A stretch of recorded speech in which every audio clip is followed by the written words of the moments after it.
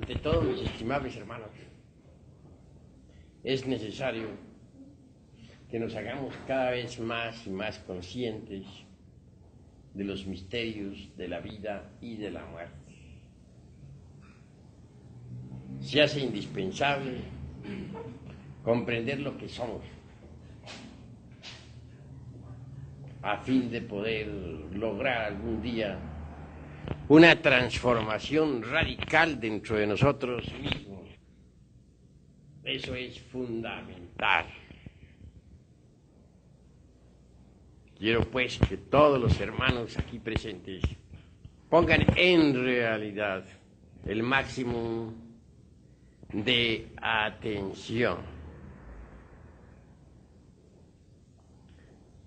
Las distintas escuelas de tipo pseudoesotérico y pseudo-ocultista sostienen en forma enfática que el ser humano posee 7 cuerpos. Al primero se le denomina cuerpo físico. Es el famoso Stula Sarira de los teósofos orientales. Al segundo se le ha denominado en el oriente Lingam Sarira. Es el asiento de la vida orgánica. La parte, dijéramos, tetradimensional del cuerpo físico. El tercer cuerpo es Kamas, el principio del deseo, el famoso cuerpo astral, citado por los alquimistas medievales.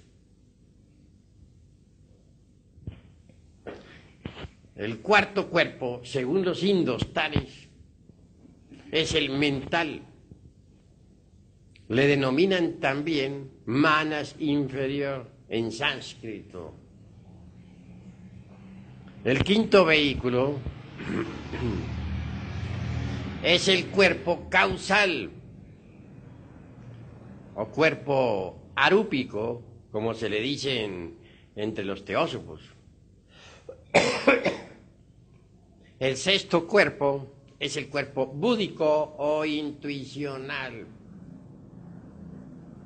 la conciencia superlativa del ser. Y el séptimo, según los indostanes, es Atma, el inefable, el íntimo. Por cierto, que la sabiduría antigua dice: antes que la falsa aurora apareciera sobre la tierra, aquellos que sobrevivieron al huracán y a la tormenta alabaron al íntimo, y a ellos se les aparecieron los heraldos de la aurora. Hay que amar al íntimo, adorar al íntimo, rendir culto al íntimo. He hablado a ustedes, he trazado, dijéramos, un esquema, el esquema de los teósofos, el esquema de la sabiduría oriental. Pero todo esto debe analizarse un poco. Si es que en verdad queremos llegar a tener un pleno conocimiento de sí mismos.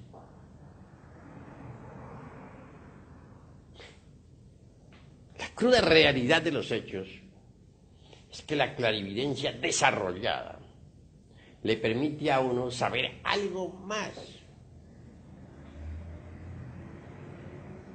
Sin embargo, los teosofistas, yogis, pseudo-rosacrucistas y escuelas de tipo similar están perfectamente convencidas del septenario teosófico. De ninguna manera aceptarían el hecho concreto de que todavía no se posee esos cuerpos. Merece pues que esta cuestión sea debidamente analizada. En la escuela de Max Heindel se mencionan también los 7 cuerpos. Físico se le denomina sencillamente cuerpo físico. Al asiento de la vida orgánica se le llama cuerpo vital. Al principio del deseo, cuerpo astral. A la mente concreta, cuerpo mental. Al quinto cuerpo, cuerpo causal. Al sexto, cuerpo de la conciencia. Y el séptimo le dicen la chispa virginal. Cualquier escuela de esta época cartesiana cree firmemente en el septenario teosófico. Repito, la clarividencia va mucho más lejos. Voy a comunicarles a ustedes personalmente el resultado de mis investigaciones, sin tener en cuenta para nada las afirmaciones de tipo teosofístico, pseudo-rosacrucista, etcétera, etcétera, etcétera. Bien saben ustedes, entre paréntesis, que existen múltiples escuelas. Y cada escuela tiene derecho a sostener sus tesis. Es obvio. Yo me apartaré por un momento de las escuelas para mencionarles a ustedes el resultado de mis investigaciones. Por sí mismo, he visto que los desencarnados que poseen cuerpo astral, obviamente también poseen una personalidad definida. Personalidad astral, me aclaro. Personalidad que continúa después de la muerte.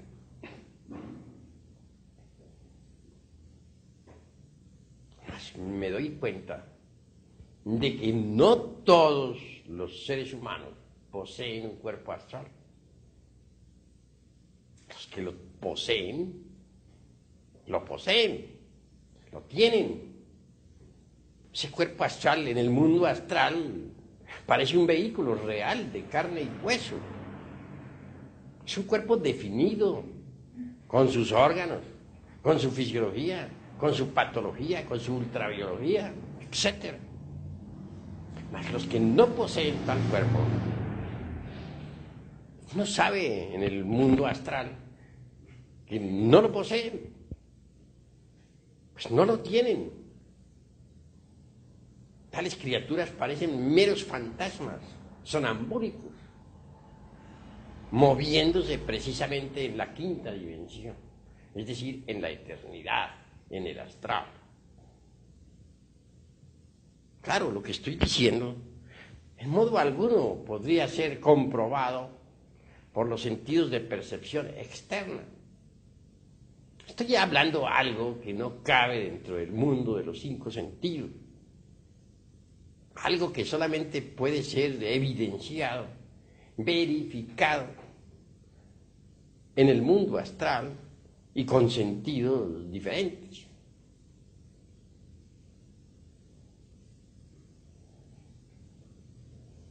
¿Qué es lo que continúa, decía yo anoche, al auditorio después de la muerte?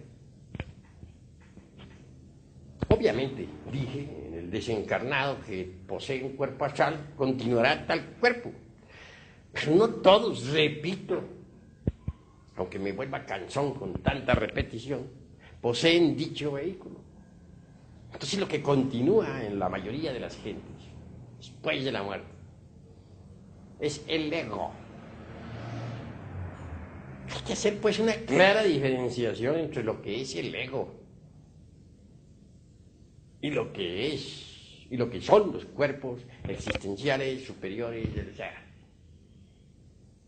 Concretando esta vez al punto astral, diría, hacer clara diferenciación entre el ego y el cuerpo astral. Pues son distintos.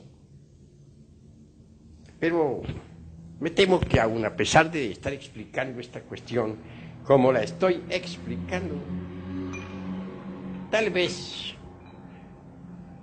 no he logrado, o no haya logrado todavía que ustedes me vayan entendiendo completamente. Necesitaremos ilustrar esto con alguna experiencia vívida. Conocí un caso magnífico. Un hombre que dirigía un lumicial gnóstico. Entre paréntesis, aquí estamos en un lumicial, eso es obvio. Aquel hombre ritualizaba. Nosotros no podemos negarlo, tenemos cierta liturgia esotérica. Se veía muy devoto y en verdad amaba la gnosis.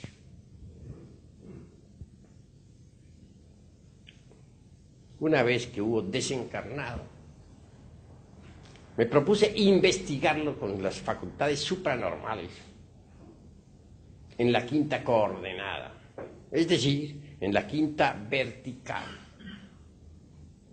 Este término de afirmaciones puede que moleste a los ignorantes ilustrar, pero ustedes son sinceros y están aquí para escucharme. Y claro, yo estoy aquí para explicarles, para hablarles. Quiero pues que nos pongamos de acuerdo en todos estos temas, a fin de que haya comprensión. Hay sistemas que le permiten a uno abandonar el cuerpo físico a voluntad. Por medio de la hipnología también se consigue. Si ponemos a alguien en estado hipnótico, ya en trance, mediante la voluntad es posible extraer su conciencia de entre el cuerpo físico. Entonces el hipnotizado podrá ver, oír, tocar y palpar realidades que no pertenecen al mundo tridimensional de Euclides. Mas, francamente, no utilizo el sistema de la hipnología por considerarlo demasiado residual, incipiente. Ciencia apenas como para parvulitos. Nosotros vamos más lejos. Podemos, repito, ya mediante la catalepsia o por procedimientos sintéticos específicos, científicos, o abandonar el cuerpo físico para explorar la vida en los mundos superiores. Si les digo a ustedes que puedo hacerlo, no se extrañen, pues soy el presidente fundador del movimiento gnóstico cristiano universal. Y a muchos he enseñado esa ciencia, y a muchos la enseñaré en lo futuro. Así que, en cualquier instante, abandoné el cuerpo físico para investigar a mi amigo, el director de un grupo gnóstico, el sacerdote esoterista de un lumicial. Con dolor he de decir que bien pronto lo encontré en estado, dijéramos, sonámbulo. Parecía aquel hombre un sonámbulo. La palabra hombre me parece exagerada. Si dijera fantasma, tal vez sería más exacto. Caminaba así por las calles de una gran ciudad. ¿Cuál? La de aquella ciudad donde él viviera antes de desencarnar. Su aspecto no era precisamente muy hermoso. Revelaba el estado de descomposición del cadáver. Le toqué y le hallé demasiado helado, frío. Ciertamente aquel hombre, y repito, uso esta vez la palabra hombre en una forma convencional, no había trabajado jamás con el fuego sagrado. Mas esto es grave. Tenía esposa sacerdotisa, Quiere decir que le hacía creer a las gentes que él trabajaba en la alforja de los cíclopes. Si en verdad era un fornicario como cualquier otro.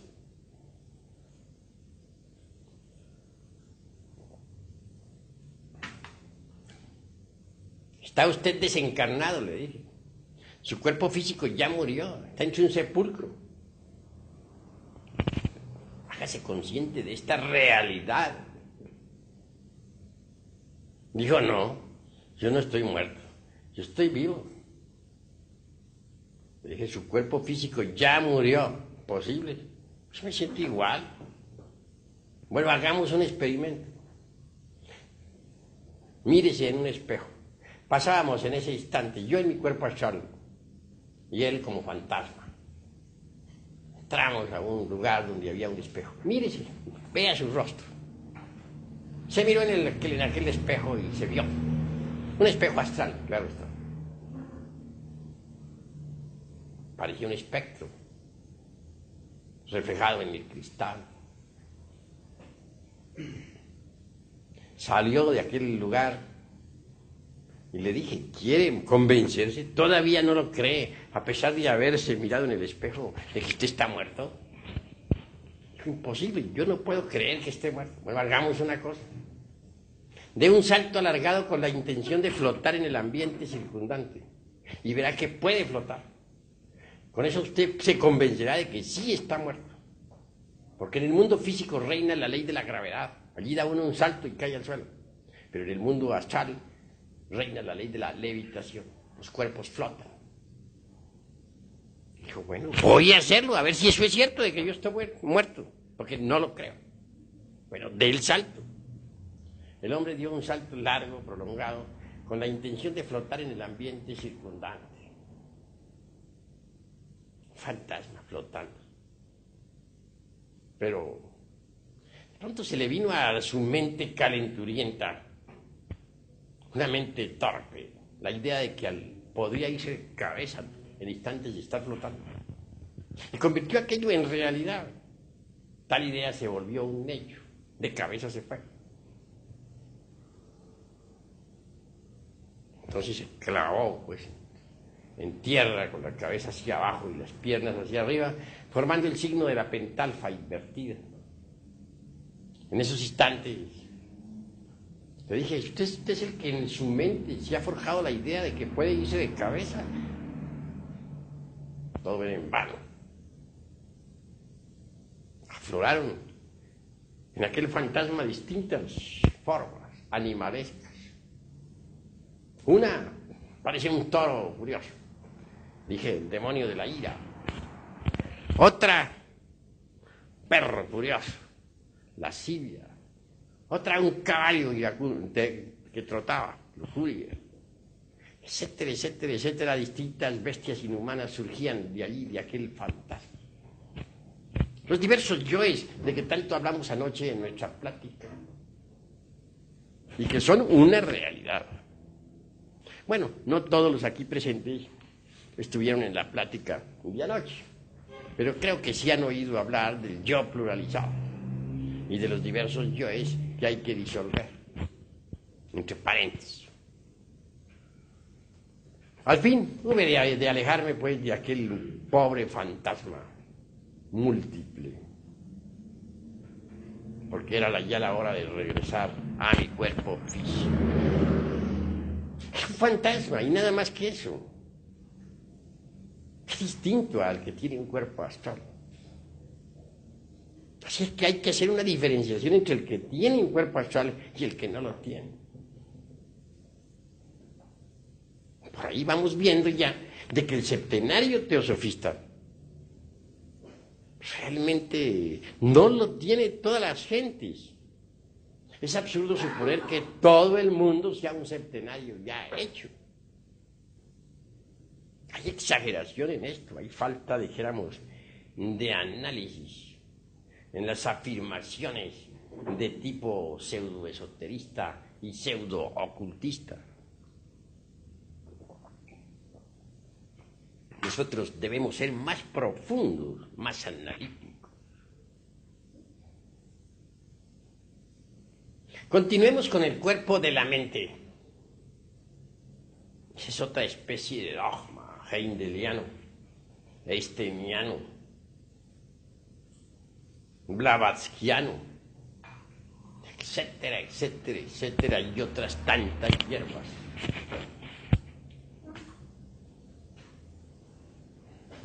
Manas inferior, mente concreta. ¿Pero qué es esto? Vaya, vaya.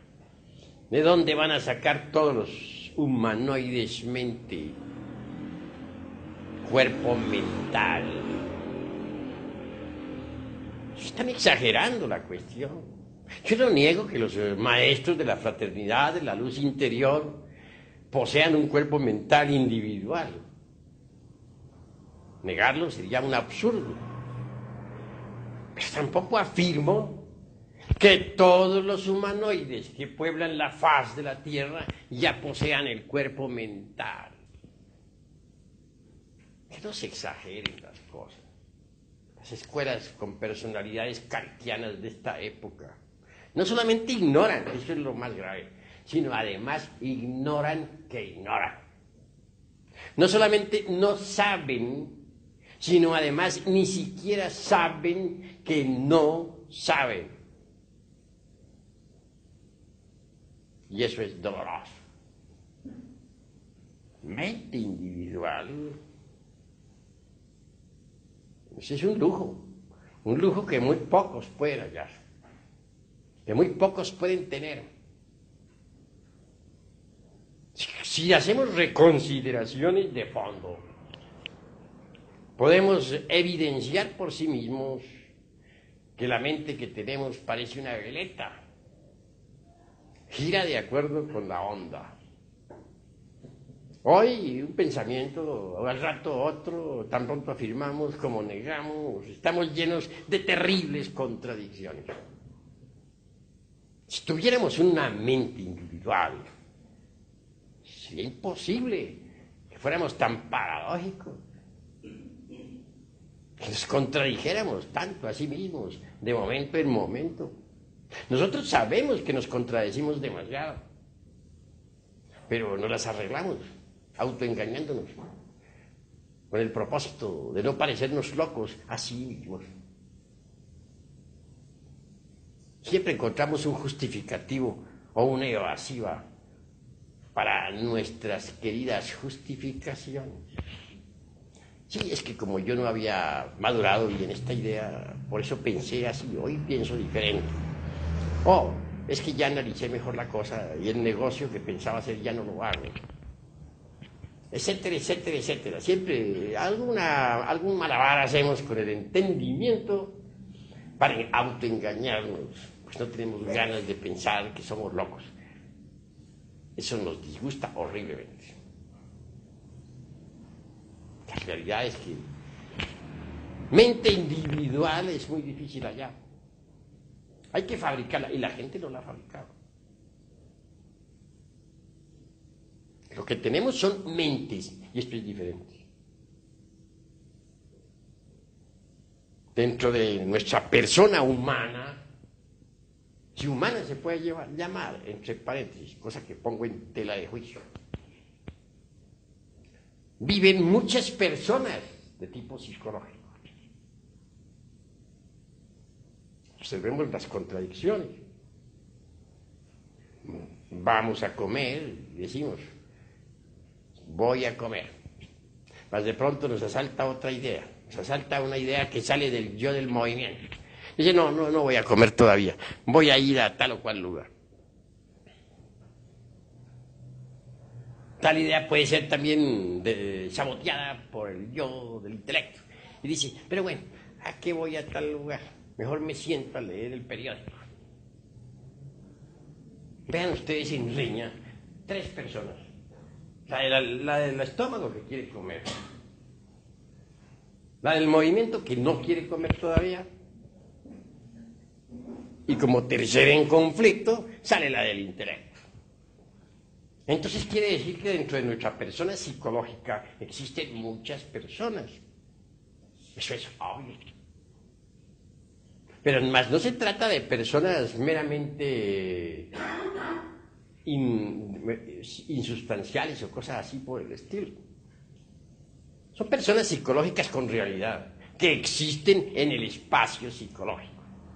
Si aceptamos que existe un espacio tridimensional, debemos aceptar también que existe el espacio psicológico. Esto es incuestionable. Dicen que Jesús, el gran Kabir, sacó del cuerpo de María Magdalena 7 demonios. Indubitablemente se trata de los 7 pecados capitales: ira, codicia, lujuria, envidia, orgullo, pereza, gula, etcétera, etcétera, etcétera. Si multiplicamos esos 7 por otros 7 y otros tantos 7 más, llegaremos a la conclusión que dentro de nuestra persona existe legión.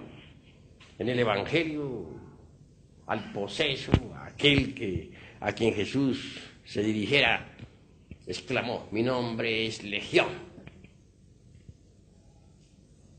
El nombre de cada uno de nosotros es también Legión. Somos Legión. Así lo dice el Evangelio. Yo lo repito porque así es. Legión, pero ¿legión de qué? ¿De demonios? Obviamente que sí.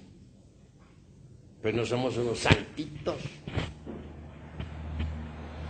¿Quién podría negar que dentro de nosotros existen los 7 pecados capitales y otros más? Ya Virgilio, el poeta de Mantua, en la Divina Comedia, en la Eneida, obra extraordinaria del clasicismo latino, dijo: aunque tuviéramos 1000 bocas para hablar y paladar de acero, no alcanzaríamos a enumerar cabalmente todos nuestros defectos psicológicos. Así pues, que no somos precisamente unas mansas ovejas, ¿verdad? Cada uno de esos demonios que dentro llevamos tiene su propia mente. Entonces, tenemos muchas mentes.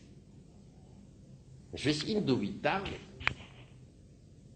Pero una mente individual, un cuerpo mental, tal como lo enseña el teosofismo oriental, o como lo enumera Max Heindel, el fundador de la Ocean Science en San Francisco de California. No, la humanidad actual no la tiene. Pero ¿en qué me baso yo para estar haciendo estas afirmaciones tan enfáticas a un auditorio aquí tan respetable? No pienso que ustedes crean que estoy haciendo, dijéramos, afirmaciones dogmáticas. Pues hay en muchos de ustedes sinceridad. Y en modo alguno me gustaría el dogmaticismo, pues es absurdo en un 100%. ¿En qué me baso, pues, para hacer este tipo de afirmación?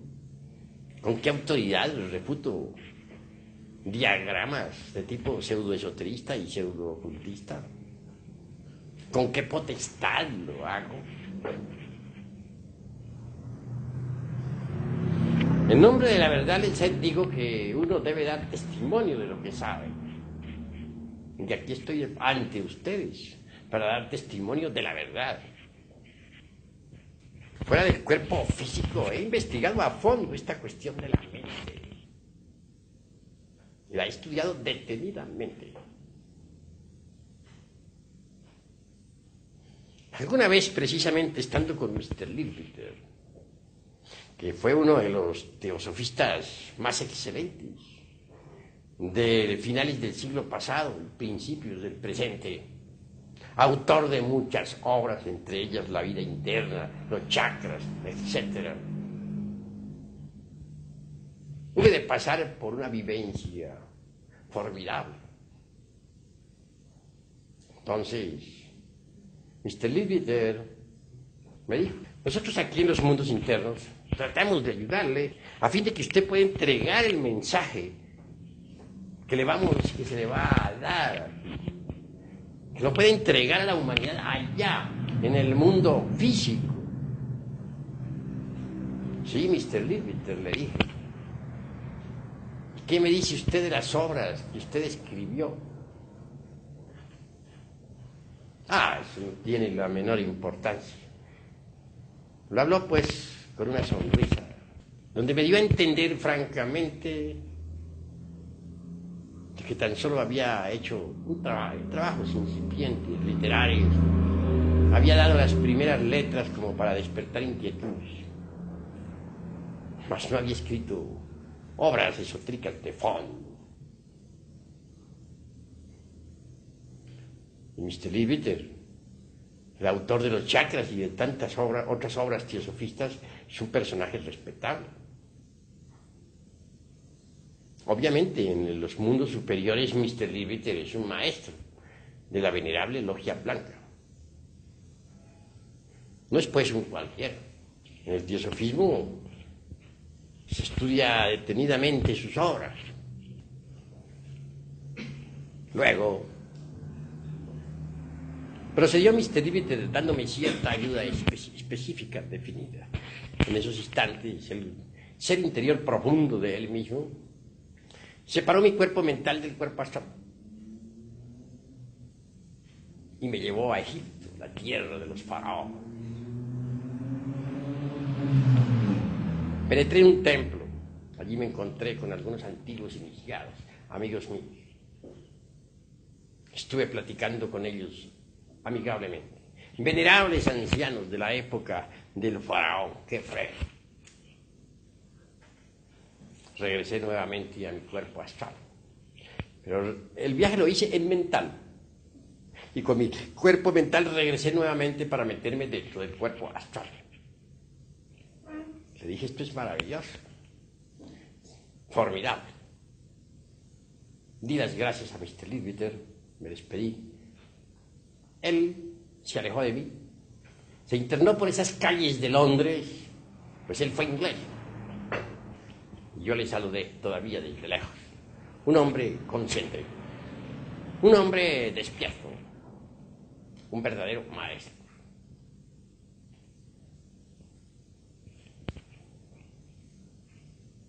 Entonces me dije, ¿por qué las gentes creerán que tienen cuerpo mental? Yo lo tengo, sí, lo tengo, porque lo fabriqué en antiguas edades, pero todo el mundo no se ha dedicado a estos estudios. ¿De dónde sacan eso de que tienen un cuerpo mental individual? ¿Por qué exageran la nota todos los textos de tipo pseudoesoterista, pseudoocultista? La gente lo que tiene son múltiples yoes, y cada yo tiene su propia mente. Es decir, la gente tiene muchas mentes, pero más no una sola mente, como lo supone. Pasemos ahora a la cuestión del cuerpo causal. El cuerpo causal es el cuerpo de la voluntad consciente. En el mundo de la voluntad consciente encuentra uno las causas de sus propios errores, las causas de sus equivocaciones, los yoes causas.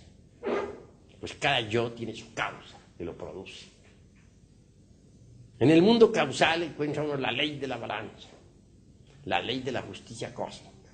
Descubre uno en el mundo causal que toda causa tiene su efecto y que todo efecto a su vez se convierte en causa. Alguna vez hallándome en el mundo de las causas naturales, dentro de un templo magnífico y en cuerpo causal, hube de acercarme a un orador. Este daba explicaciones a sus discípulos en el mundo de las causas naturales. Algo le dije con el propósito de estudiar el encadenamiento de causas y efectos. Le hice una pequeña refutación a un concepto con el que no estaba muy de acuerdo. Él, a su vez, vi que se sintió un poco incómodo con mi refutación y hizo otra afirmación.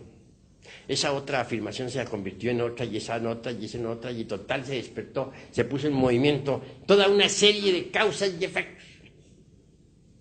Entonces comprendí lo que es el mundo causal. Allí se encuentra uno con los maestros del karma. Ellos viven en el mundo de las causas naturales. Pues no todos poseen un cuerpo causal. Descubre uno en el mundo de las causas naturales millones de criaturas. ¿Sí? Dijéramos, el alma humana de millones de personas. Cada persona tiene su parte anímica o humana en el mundo de las causas naturales. Pero esas almitas, perdóneseme el disminutivo, que lo hago intencional, con un propósito definido, no se han desarrollado todavía. No poseen propiamente dicho el cuerpo de las causas naturales, el cuerpo causal. No han adquirido la estatura del hombre causal. Si dijera que esas almitas son fantasmas causales, daría una pálida idea, muy lejana, por cierto, de lo real, porque no podríamos denominar en modo alguno fantasmas a las almas causales. Pues son criaturas muy reales. Pero tampoco han alcanzado tales criaturas el estado aquel del hombre causal. El hombre causal es el hombre causal. El hombre causal es quien posee un cuerpo causal, quien lo ha fabricado. Un hombre causal vive allí como hombre de verdad, no como un simple elemento, sino como un hombre. Tiene una personalidad completamente definida, la personalidad causal. Sin querer engreírme en modo alguno ante este grupo de selectos amigos y amigas, he de afirmar en forma enfática que yo soy un hombre causal y que conozco mi mundo, que tengo mi centro de gravedad establecido en el mundo causal. Desde esa región me he proyectado aquí ante ustedes para platicar, para enseñar. Desde esa región me proyecto al mundo astral para trabajar, o al mundo de la mente, cuando es necesario. Así pues, ¿qué? Doy testimonio de lo que es, sin importarme que las gentes crean o no crean. El septenario teosofista realmente no es para todos. Uno tiene que fabricar esos cuerpos, astral, mental, causal, para poder convertirse en hombre de verdad, en hombre causal.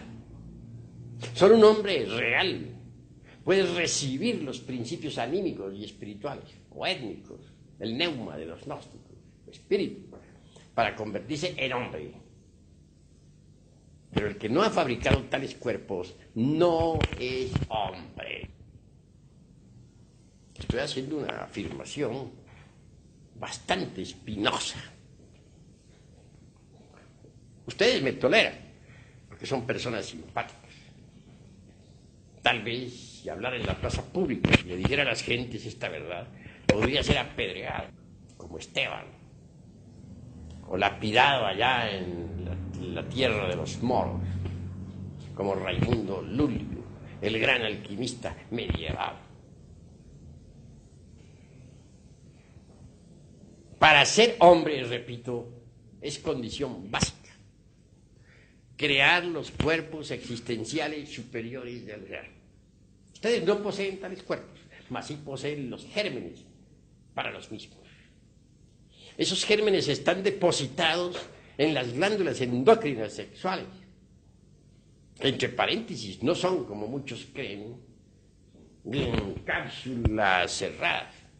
No, las glándulas endócrinas sexuales excretan hormonas, incretan hormonas.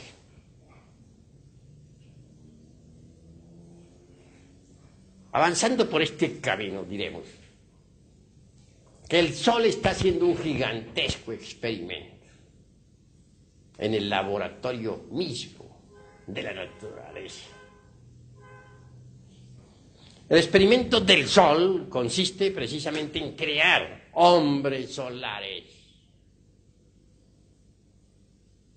Difícil experimento. En la época de Abraham, el profeta, hubo bastantes creaciones. Durante los 8 primeros siglos del cristianismo se lograron muchas creaciones. En la Edad Media, unas pocas. Actualmente se están haciendo grandes esfuerzos a fin de que el Sol pueda lograr una buena cosecha de hombres solares. No es cosa fácil convertirse en hombre solar. Se necesita ante todo de cooperar con el experimento solar. Se requiere de la disponibilidad al hombre.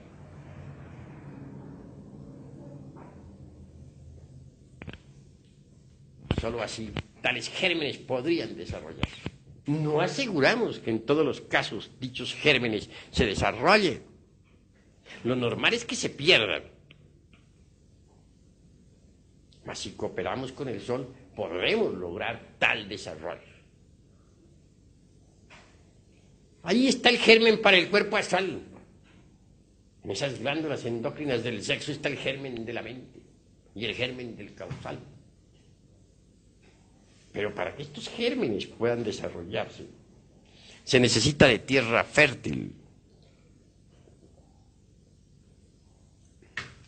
Obviamente, si el terreno es fértil,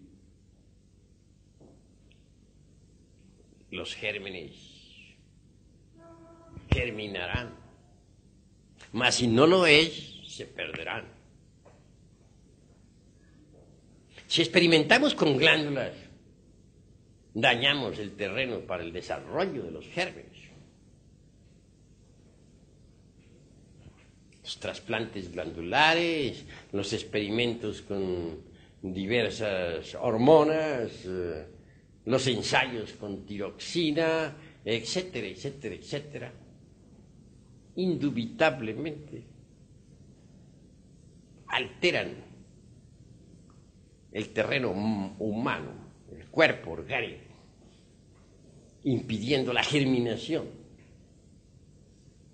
de tal simiente. Y esto es gravísimo. Sin embargo, los científicos están convencidos de su ciencia. Creen que los trasplantes, los ensayos con hormonas, los cambios de glándulas, por glándulas de mono, etcétera, etcétera, etcétera, son un gran adelanto. Lo cual en el fondo resulta risible y muy falso. Bien sabemos nosotros lo que son las hormigas. Uno se admira cuando observa un palacio de hormigas. ¡Qué organización tan perfecta!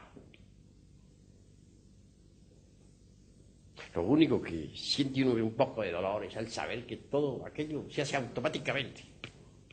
No hay duda de que en un pasado antiquísimo, que deviene por allá de la época primaria y secundaria, las hormigas fueron una raza humana.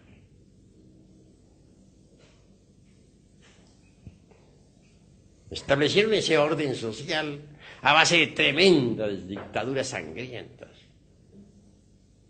Eliminaron los principios religiosos por considerar que les saboteaban el orden dictatorial.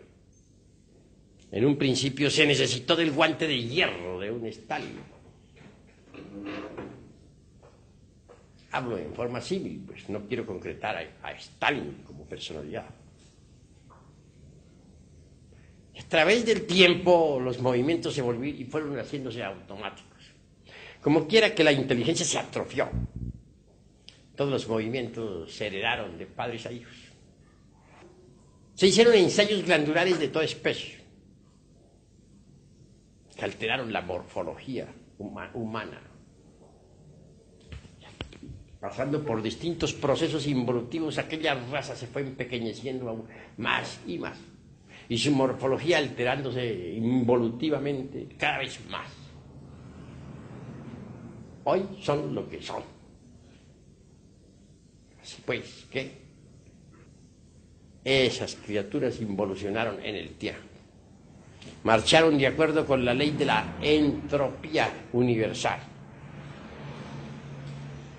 Quienes ven las cosas superficialmente, las mentes huecas y estériles, los pozos de agua no profunda, pueden plenamente reírse de tan insólita declaración. Mas la verdad es la verdad, y hay que decirla, cueste lo que cueste. No es posible que los gérmenes para el hombre se desarrollen en terrenos no fértiles. El organismo hay que mantenerlo en buen estado, a fin de que esos gérmenes para el hombre se desenvuelvan armoniosamente. Crear tales cuerpos es posible cuando uno conoce a fondo la alquimia sexual. Los viejos alquimistas medievales nos hablan de la sal, del azufre y del mercurio. Que del arché salen los mundos. El arché de los griegos, o archeus, como también se le dice, está formado por esas tres sustancias universales que son la sal, el azufre y el mercurio. Sal, azufre y mercurio existen en todas sustancias. Si descomponemos el hierro, por ejemplo, descubrimos ahí sal, metálica, el azufre, fuego, y el mercurio, sustancia fundamental. Lo mismo podríamos hacer con cualquier otro metal. Aquí tenemos el arché, por ejemplo, o archeus de los griegos. Tiene sal, azufre,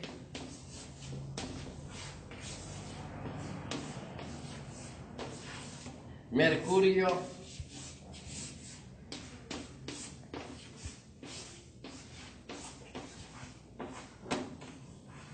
cualquier unidad cósmica que surja a la vida, cualquier mundo que nazca entre la gran matriz universal, sale de la sal, del azufre y del mercurio, es decir, del archeo. Eso es obvio. Mas si tenemos en cuenta que tal como es arriba, es abajo, que lo microcósmico es similar a lo macrocósmico, entonces decimos lo siguiente: si queremos fabricar dentro de los cuerpos existenciales superiores del ser dentro de cada uno de nosotros, se necesita fabricar también otro archeo, pero un archeo propio, individual, formado con sal, azufre,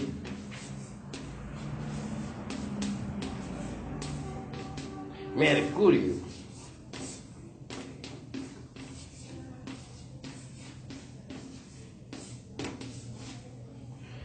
porque tal como es arriba es abajo, tal como es abajo es arriba.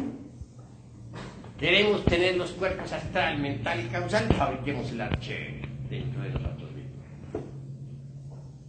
¿Quiere la inteligencia universal crear un nuevo sistema solar? Tiene que fabricar el arché allá arriba, en el espacio interplanetario. Tal como es arriba es abajo. Más, todo esto requiere cierto análisis didáctico, cuidadoso, cierta explicación dialéctica de fondo, a fin de que no se formen confusiones en el entendimiento. Obviamente, explicar qué decide, el modo, la manera de fabricar el arché. De ahí vamos a sacar los cuerpos existenciales superiores del ser. Los cuerpos que los van a convertir en hombres, de verdad. Ganaría con darles a ustedes todas esas explicaciones si no les enseñara a fabricar el archero. Ustedes tienen que saber cómo se fabrica. De lo contrario, esta plática resultaría muy ilustrativa, pero sin una aplicación práctica. Sal, azufre y mercurio, fundamentos del archero. ¿Qué es la sal? Jesús el gran Kabir dijo: si la sal se degenerara, ¿con qué se adobaría los alimentos? Más o menos. Vosotros sois la sal de la tierra. Pero la sal, dice él, está degenerada, solamente servirá para las tinieblas exteriores, donde se oye el llanto y el crujir del viento. Cada uno de nosotros es la sal de la tierra. Sí. Homeopáticamente, y aún más desde el punto de vista bioquímico, sabemos que existe en nosotros 12 sales. Yo entiendo que esas 12 sales están relacionadas con los 12 signos zodiacales. En bioquímica se usa mucho las 12 sales.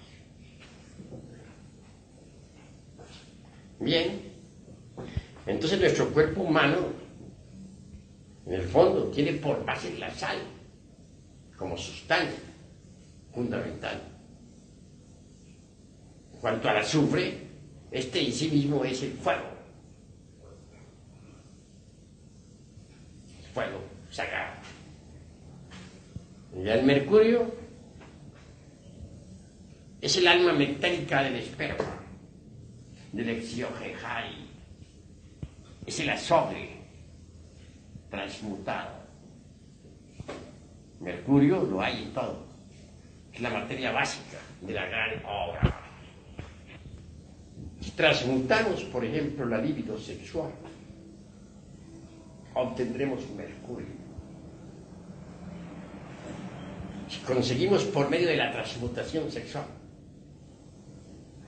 transformar el esperma en energía, esa energía es el mercurio de los sabios. Indubitablemente, la preparación del mercurio en alquimia siempre fue muy cuidadosa. Nunca los sabios dijeron cómo se preparaba el mercurio. Pero hoy debemos tener el valor de decirlo.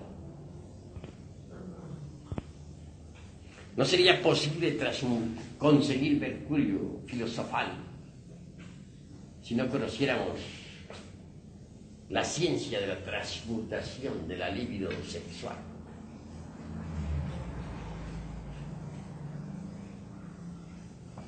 El fundamento de la transmutación está en el arcano AZF. Dicho arcano está depositado entre los tesoros mismos del Aryavarta Hasra. Mucho se ha hablado sobre el Aryavarta Hasra en las tierras tibetanas. Obviamente, ahí está el tesoro. Se conserva siempre en secreto el arcano AZF. Sabré enseñar aquí claramente el tal arcano sin escandalizar a nadie. Diré únicamente que lo básico sería lograr la conexión del Lingam Yoni sin eyaculación del ens seminis, dentro del cual, como dijera Felipe Teofastro, bombastro de Ongenei, aureola Paracelso, se encuentra todo el ens virtutis del fuego. El lingam, como órgano generador, es el phallus griego. En cuanto al yoni, órgano femenino, está representado siempre por la urna sagrada de los grandes misterios, por el santo grial, por la copa de plata de Benjamín, por el vaso de Hermes Trismegisto, etc.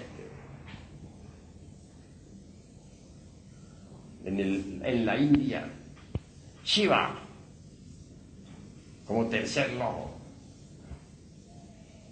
tiene hermosos atributos. Bien sabemos lo que son los atributos de Shiva, o sus símbolos fundamentales. El lingam negro embutido en el yoni metálico.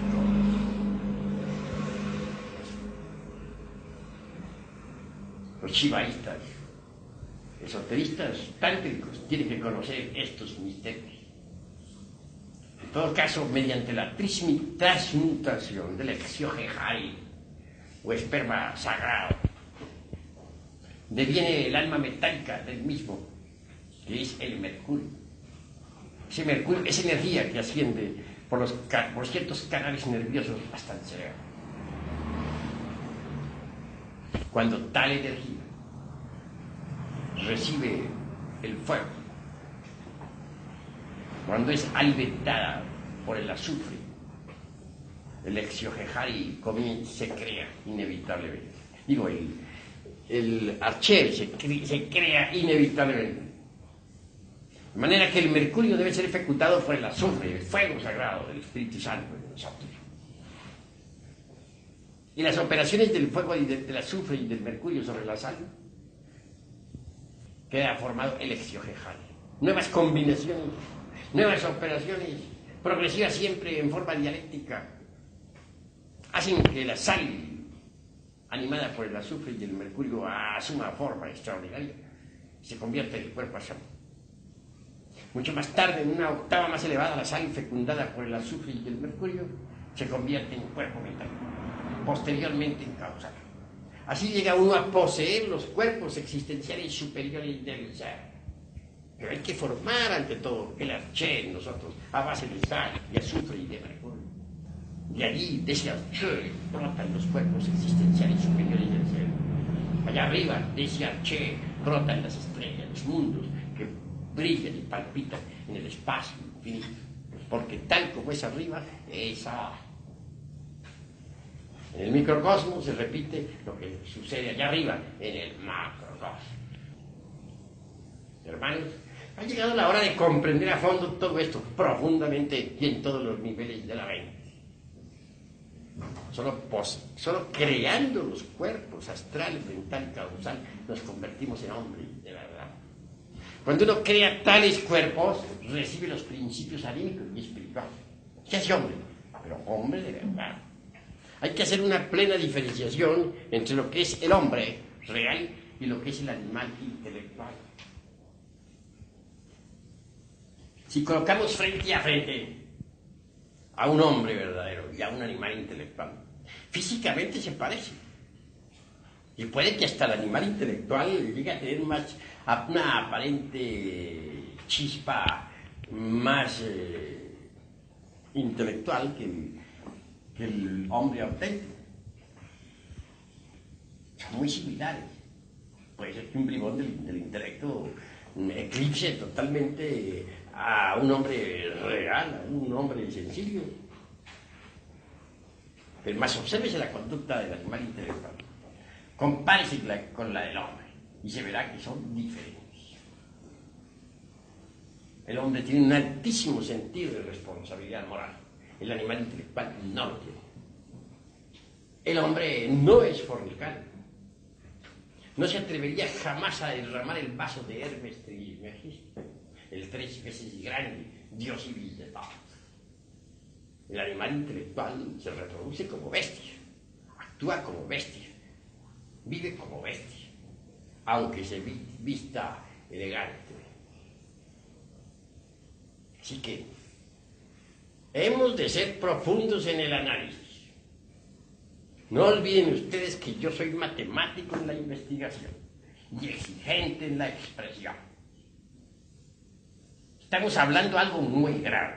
Se trata de crear hombres. Se trata de afirmar en forma enfática que el animal intelectual no es el hombre. Las afirmaciones están insólitas, mas son terriblemente reales. No estoy obligándoles a ustedes a que acepten esta noche la tesis que enfatizo. Ustedes tienen libertad para aceptar o rechazar la enseñanza. También les doy plena libertad para refutar. Así que únicamente me limito a la exposición. Y lo hago en forma dialéctica y didáctica con el propósito de que ustedes puedan entenderla.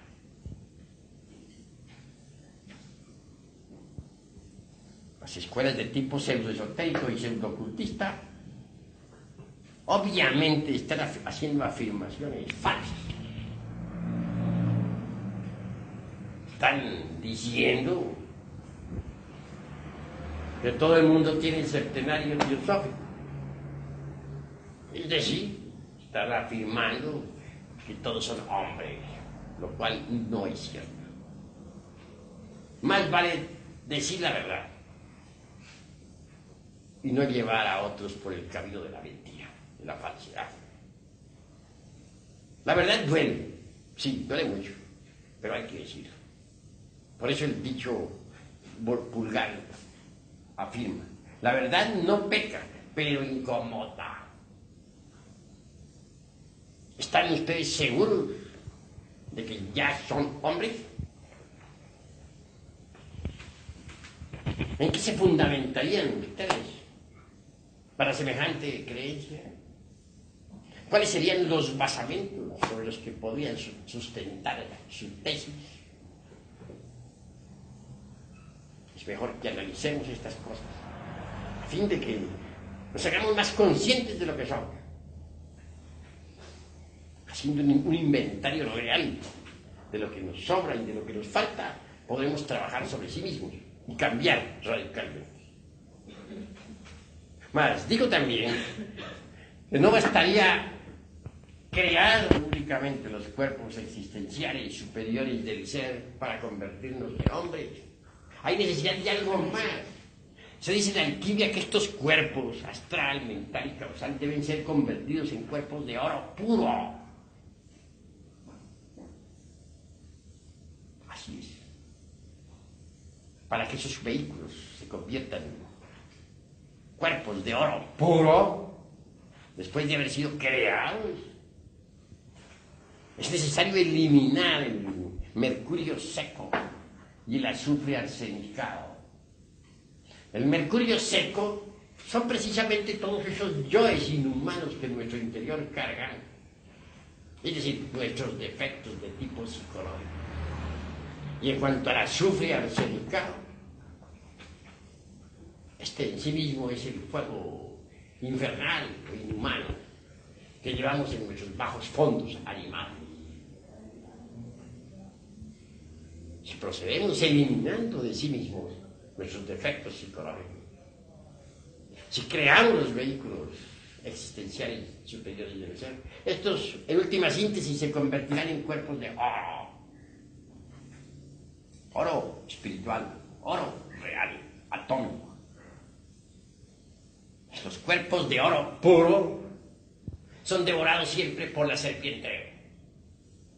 ¿Pero qué es la serpiente? Ya he dicho que la serpiente brilla en Anáhuac, que la serpiente resplandece en los misterios de Egipto y de Babilonia, de Samotracia y de Troya, de Roma y de Cartago. Moisés transformó a la vara en una serpiente. La serpiente es el fuego sagrado que debemos despertar dentro de nosotros. Es una parte de nuestro propio ser, pero derivada. Si conseguimos desarrollarla en nuestra anatomía oculta, habremos logrado un gran triunfo. Los mayas dicen que no basta despertar la serpiente. Afirman que es necesario ser devorados por la serpiente para convertirnos en serpientes. Hace poco estuve en Yucatán y pude evidenciar esas afirmaciones mayas escritas en piedra. Allí vi un gran templo. Lo interesante de aquel templo es que había una serpiente en piedra, enorme, gigantesca. Y dentro de la misma, dentro de sus fauces, aparecía un hombre. La cabeza de un hombre. La serpiente se lo había devorado. Los hindustanes nos hablan de Kundalini Shakti, la serpiente ígnea de nuestros mágicos poderes. Desarrollarla es indispensable para gozar de las facultades trascendentales y trascendentes del ser. Mas eso no es todo. Necesitamos ser devorados por la serpiente. Solo así podemos gozar de los poderes de la serpiente. Botán, un gran iniciado del México antiguo, dijo: yo entré por un camino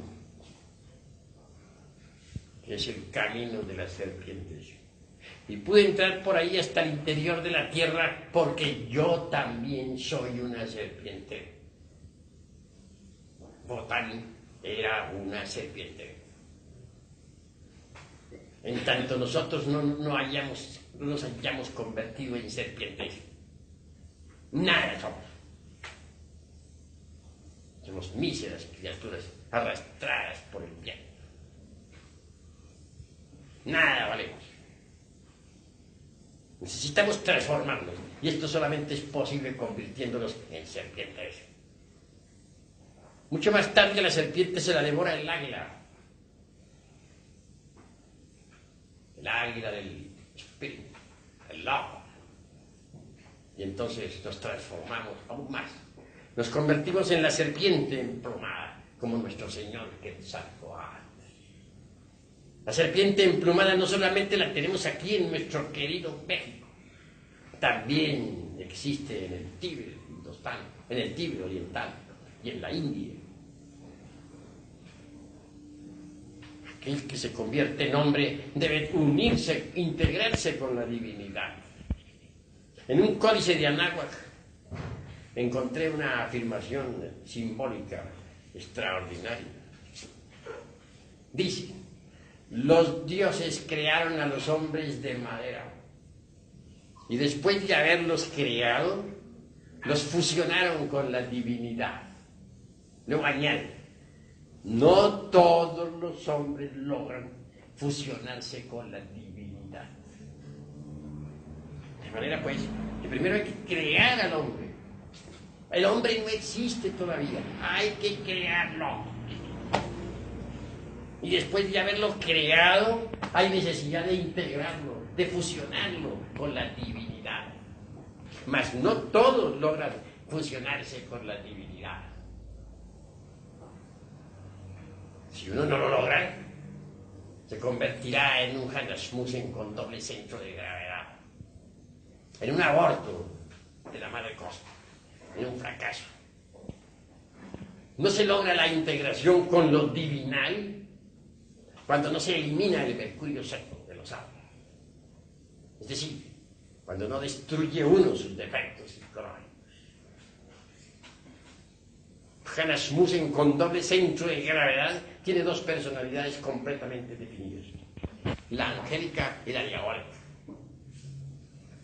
Personaje así inevitablemente tendrá que ingresar al Mixtlán y a Náhuatl, es decir, a los mundos infiernos, para involucionar en el tiempo hasta convertirse en polvareda cósmica. Solo por las puertas de la muerte segunda podrá una criatura así ser salvada, porque la esencia en semejantes condiciones, después de la muerte segunda, quedará liberada para ingresar en los paraísos elementales de la naturaleza e iniciar nuevos procesos evolutivos. Así pues, estamos ante el dilema del ser y del no ser de la filosofía. O nos transformamos o no nos transformamos. Si queremos transformarnos, tenemos que aprender a transmutar el esperma en energía sagrada para convertirnos en hombre. Y si no procedemos así, entonces involucionaremos en el Mixtlán. Estamos ante el dilema del ser y del no ser de la filosofía. Y no podemos dar un paso atrás y estaremos perdidos. Las escuelas de tipo pseudoesoterista y pseudocultista que tanto énfasis hacen sobre el dogma aquel de la evolución no sirven para nada. Ni la evolución, ni su hermana gemela, la involución, van a llevarnos a nosotros a la liberación final. La evolución existe en el grano que germina, en la planta que crece, en el árbol que al fin da fruto. Involución existe en todo lo que decrece, degenera y muere. Hay evolución en el feto que se desarrolla dentro del vientre materno. Hay evolución en la criatura que surge a la existencia. Hay evolución en el joven, vibrante y activo. Hay involución en el anciano, que entra en estado de decrepitud y al fin muere. Las leyes de la evolución y de la involución son leyes completamente mecánicas, que nada tienen que ver con la liberación final. Nosotros necesitamos meternos por la senda de la revolución de la conciencia, por la senda del superhombre, por la senda de la revolución en marcha, por la senda del Cristo rojo. Ese es el camino que puede conducirnos a la autorrealización íntima del ser. Jesús, el gran maestro, dijo: angosto es el camino y estrecha la puerta que conduce a la luz. Mas muy pocos son los que lo hallan. Así pues, el camino de la revolución de la conciencia se aparta de la rueda fatal de la evolución y de la involución. Es el camino de la alquimia, es el camino de la disolución del ego, es el camino del sacrificio por la humanidad. En vez de meternos dentro de los temas bastante confusos, de enjundioso contenido relacionados con el dogma aquel de la evolución, más vale que transmutemos el esperma de energía creadora. Solo así un día podremos desarrollar en nosotros los gérmenes para convertirnos en hombres. Eso es lo fundamental. Hasta aquí mis palabras de esta noche. Si hay alguno de ustedes que tenga algo que preguntar, bien puede hacerlo con la más entera libertad. Tiene la palabra. Si tuviera la bondad de explicar lo de Cristo rojo. Con mucho gusto daré la explicación sobre el Cristo rojo. Antes hablaré sobre el Cristo blanco. Las diversas sectas religiosas quieren hacer del Cristo cósmico un personaje afeminado, bobalicón, un personaje de cuadros, de beatus y tonterías por el estilo. Quieren presentarnos a un eunuco, a un hombre sin sexo, medio afeminado, lo cual es absurdo en un 100%. Porque si quieren con ello referirse al Cristo histórico, a Jesús el gran Kabir, están perfectamente equivocados. Que Jesús el gran Kabir tuvo su esposa, viajó por el Mediterráneo, estuvo en la India. Hay documentos que atestiguan hoy en día que duró viviendo 12 años en el Tíbet oriental.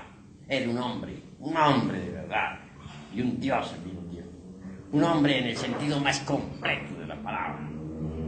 Después de muchos viajes regresó a la Tierra Santa para cumplirla con la misión que se le encomendara, cual fuera el abrir el camino de la iniciación públicamente para todos los seres humanos.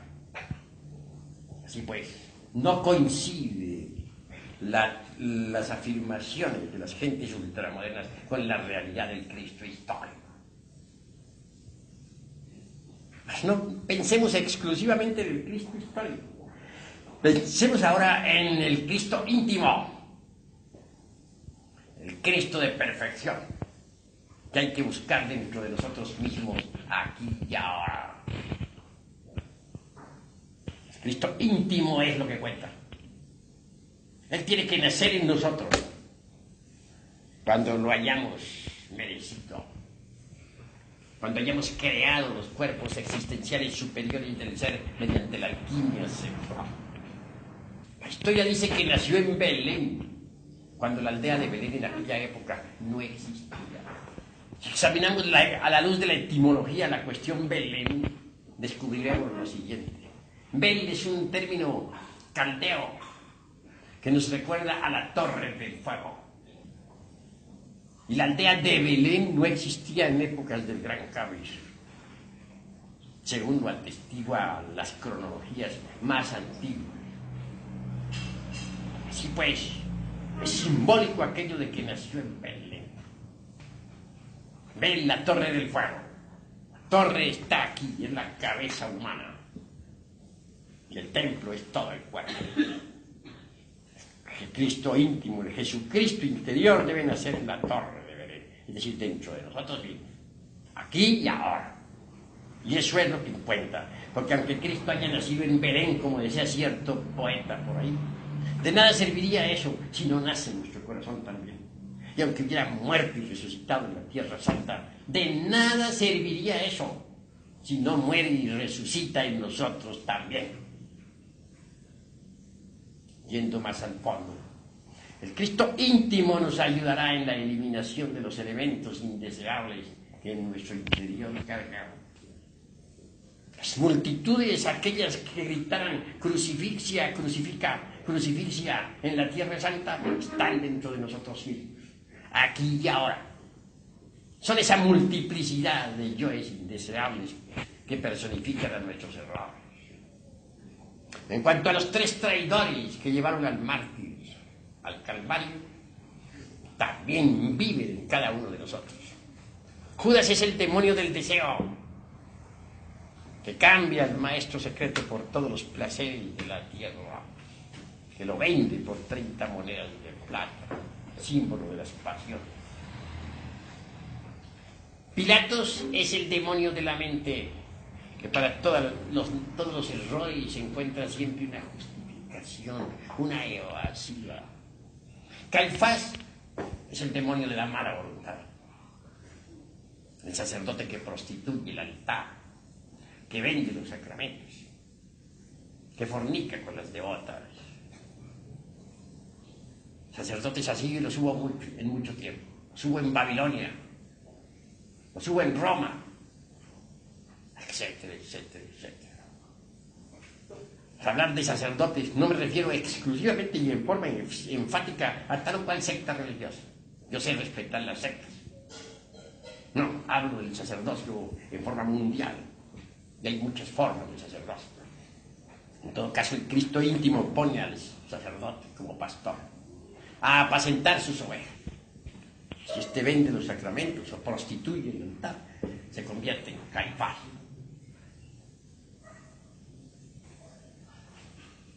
Los 3 traidores crucifican al Cristo íntimo. Y el Señor de perfecciones debe vivir todo el drama cósmico, tal como está estipulado en los 4 evangelios, dentro de nosotros mismos, aquí y ahora. En fin, el Señor es crucificado íntimamente, y eso lo sabe cualquier clarividente iluminado. Posteriormente, depositado en su tumba de cristal, dentro de sí mismo, en el fondo mismo de nuestro corazón. Así el alquimista, trabajando febrilmente en la gran obra, eliminando sus defectos psicológicos, consigue que el Señor resucite en él. Y él en el Señor. Así pues la resurrección hay que hacerla aquí y ahora, y en vida, no para dentro de unos tantos millones de años. Ahora mismo, aquí mismo, ahora.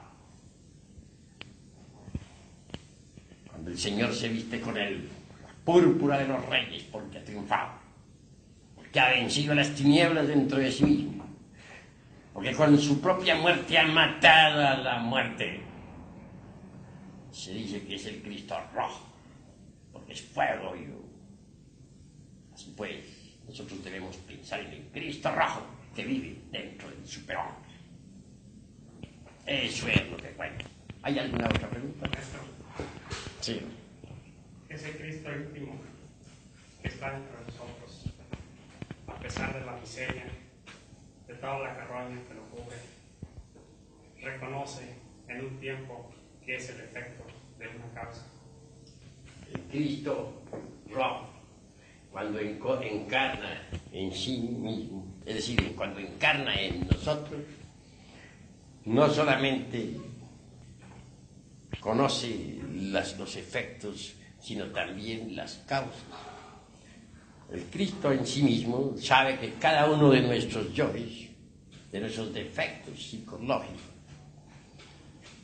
deviene de causas originales, de causas equivocadas.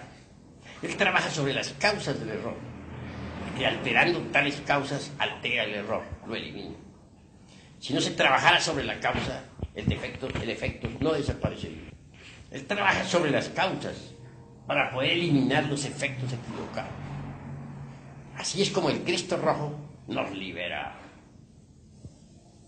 Pero no pensemos que el Cristo es efecto. Bien sabemos nosotros que el Cristo en sí mismo está más allá de las causas y de los efectos.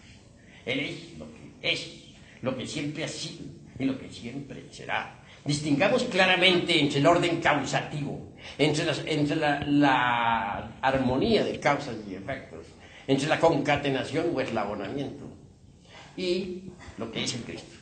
Ahí no lo podemos considerar como efecto de una causa.